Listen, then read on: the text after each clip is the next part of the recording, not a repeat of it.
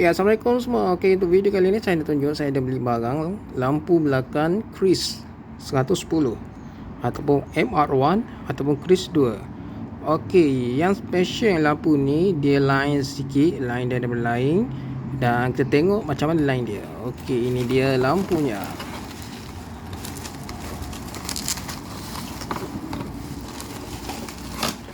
Okay, brand tak pasti brand apa ni. Ni brand ni. Okay, lampu ni pattern macam Moto 125. Ada diamond. Dia punya ni tinted.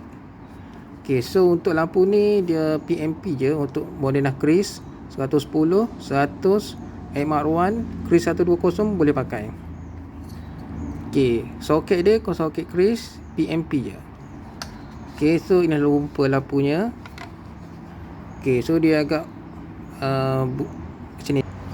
Okay, cara nak buka yang lama dia ada 3 skru.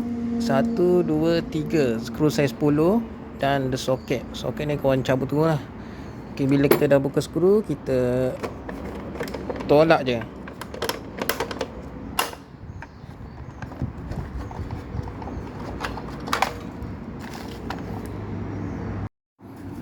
Okay, inilah design lah asal Moto Chris.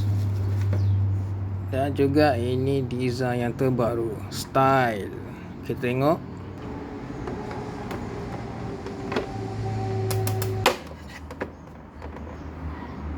Saiz 10 ada 3 semua ya.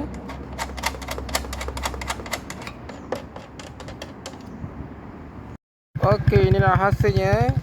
Okey, sudah pasang. Lampu dia macam mana, cun tak cun?